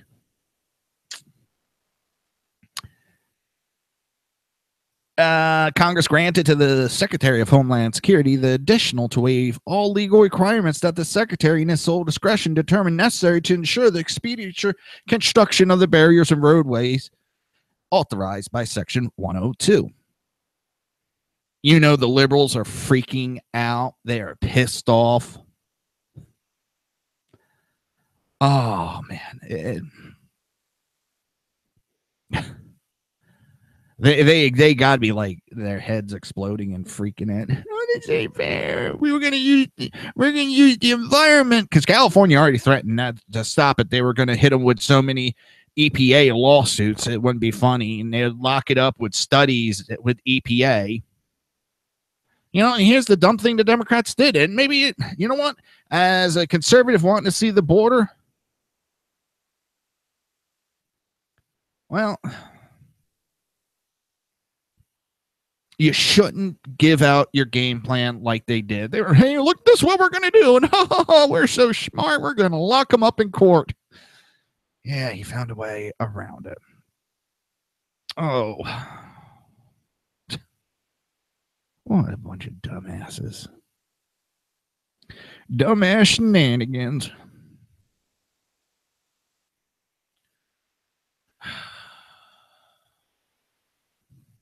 I don't know. I don't know what they're thinking.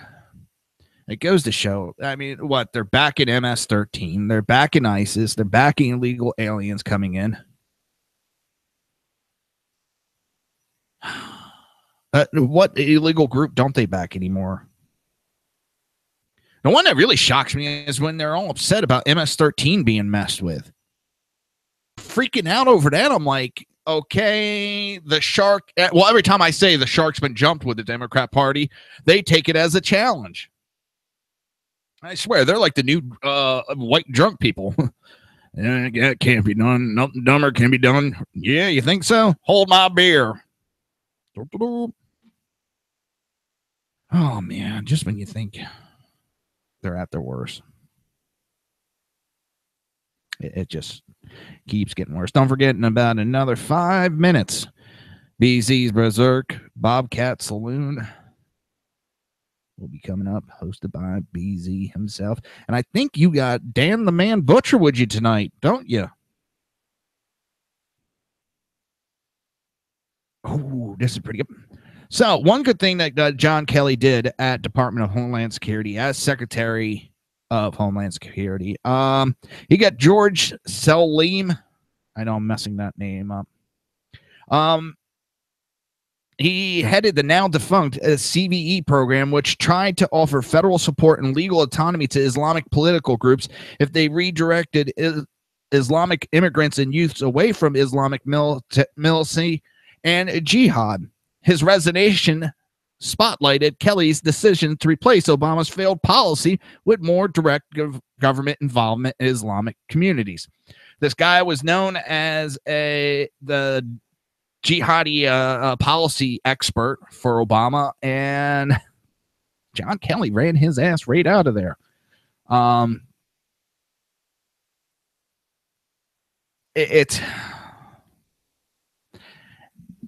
going to miss John Kelly, his short time at DHS, but you could see the improvement that happened in DHS in that short time. I'm sure President Trump will put another great person in place, but I am glad that I think John Kelly is going to make one hell of chief of staff for President Trump. A lot of this kindergarten bullshit that was going on is going to cease, pretty much. I think you're going to start seeing people leaving that administration real quick. And just because you have turnover doesn't mean it's a bad thing. Especially new presidency getting started. You know, you have some people that are in there just for the first part, and other presidents have had high turnover in the beginning too. This is not just a Trump-specific issue. So I hate that one. Oh, look at this, Trump. It happens to all of them. They get high turnover here and there. It happens. Things don't work out. You know, you might think someone will work great in a position, and it just doesn't work out. But as I said, I think to get the RNC and these establishment people behind Trump, he had to promise them positions in his cabinet. Now, that's what he did. Little did they know, he basically set them up to fail, to run them out, and he'll now get who he wants in office. He'll get who he wants to be in his cabinet and get his presidency really going good. I think his presidency, it's been marred by a couple incidents, but he's done a lot of great things in the background. Gorsuch, and plus there's a bunch of federal judges he has been instilling. A bunch of conservative federal judges. And there was a lot of openings. And he's been placing them in there. And it's been done without any media coverage. And that's not a bad thing. That is not a bad thing that the media wasn't exactly covering it. He's been doing a lot of shit in the background. So we don't have liberals freaking out about it every 5 seconds. They've been freaking out about the same shit over and over again when he's getting a lot of bills done in the background. I think you're going to see definitely a health bill or a tax bill. One or the other will be done way before 2018. Yeah, and he's opposed by so many on every level. You got Republicans. You saw what Jeff Flake is out there flapping his gums like an idiot. He just shows what an idiot is. But I think you're going to see the health or tax reform right before, 2018 election. They want something fresh in everybody's mind. Something big, something fresh. So it's, if they do everything now, it'll kind of go to the wayside and they'll lose some of their support.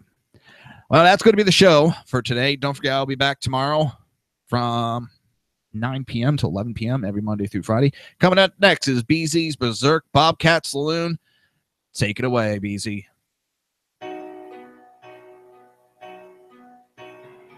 You've been listening to the Reaver of Common Sense with its host, Jersey Joe.